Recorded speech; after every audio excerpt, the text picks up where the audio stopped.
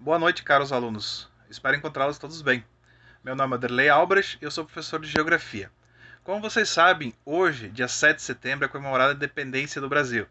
Para isso, nós teremos várias atividades essa semana relacionadas ao dia 7 de setembro. Quero destacar também a importância da participação de todos nessas atividades, porque valerá nota para todas as disciplinas, tá ok? Então, eu desejo uma boa semana para vocês e uma ótima atividade a todos. Alunos, quem fala com vocês é o professor de História, professor Ciro Franken. Falar um pouco sobre o 7 de setembro, sobre a independência do Brasil. No dia 26 de abril de 1821, o rei Dom João VI volta para Portugal e fica como regente aqui no Brasil seu filho Dom Pedro. E no dia 7 de setembro de 1822, o príncipe regente Dom Pedro proclamou a independência do Brasil nas margens do Riacho de Ipiranga, na cidade de São Paulo. No dia 12 de outubro de 1822, Dom Pedro foi aclamado imperador. E no dia 1º de dezembro de 1822, Dom Pedro foi coroado imperador pelo bispo do Rio de Janeiro, recebendo o título de Dom Pedro I. Então, com a volta para Portugal de Dom João VI, o Brasil ficou com os cofres praticamente vazios. Dom João VI levou todas as rendas, todo o dinheiro existente no Brasil, levou para Portugal. E o preço da independência do Brasil foi indenizar Portugal com 2 milhões de libras esterlinas. E esse valor foi pago com um empréstimo a banqueiros ingleses. E o principal problema para o Brasil, para a população brasileira, foi que a escravidão continuou no Brasil. E tem reflexos muito sérios até hoje na nossa população. Nosso povo brasileiro ficou muito tempo, os negros, como escravos, praticamente 380 anos. Falar um pouco sobre a independência, os eventos, e suas consequências, basicamente seriam isso. Obrigado. Olá, alunos, tudo bem com vocês? Eu sou a Prof. Marciele e vou estar auxiliando o professor Ciro aqui em contar um pouco sobre a independência do Brasil. Vou falar um pouco sobre as curiosidades que não se conta nos livros didáticos, tá? Então, algumas características que não foram contadas, tá?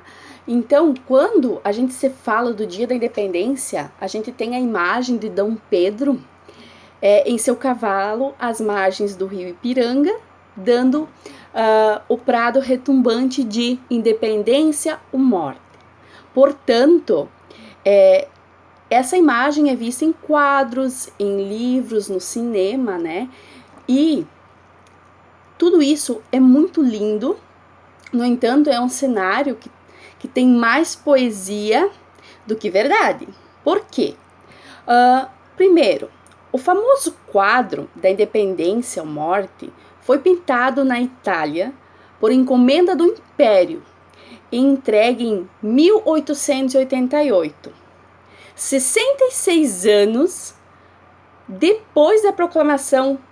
O pintor Pedro Américo nem sequer era nascido em 1822 e certamente a obra foi maquiada. Então, outro detalhe na pintura, que Dom Pedro aparece cercado pela guarda imperial, que ainda sequer havia sido criada. Além disso, o fardamento dos soldados é incompatível com a roupa que se usava na época, ainda mais em longas viagens. E sabe os cavalos? Então, na verdade, eram jumentos, que eram usados para subir a Serra do Mar. E quer saber mais um fato bem interessante? O grito não aconteceu às margens do Riacho do Ipiranga, como sugere o quadro e o hino nacional. Dom Pedro deu o grito de liberdade no alto da colina, perto do riacho, onde sua tropa esperava que ele se aliviasse de uma bela dor de barriga. Bom, isso é o que alguns diários contam. Olá a todos os alunos, eu espero que estejam todos bem.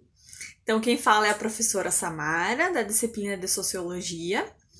Então, após termos uma introdução sobre como será a nossa semana, sobre o que foi a independência do Brasil e algumas curiosidades, então trazidas pela professora Marciele, agora eu trago algumas reflexões, então para irmos pensando e desenvolvê-las durante essa semana de estudos. Vocês já pensaram o que são símbolos? Para que eles servem? O que significam? E será que existe um símbolo máximo brasileiro? Como ele foi constituído? E também como podemos pensar as várias modificações que a bandeira do Brasil sofreu durante o contexto histórico? Será que foram só algumas adaptações da própria imagem? Como podemos pensar então no contexto social essas modificações? Por que foram necessárias? E também o que significa a independência do Brasil para nós enquanto cidadãos brasileiros? O que significa essa independência? Como podemos vê-la dessa forma, enquanto cidadãos? Algumas reflexões, então, para colaborar nos estudos posteriores. Brasil,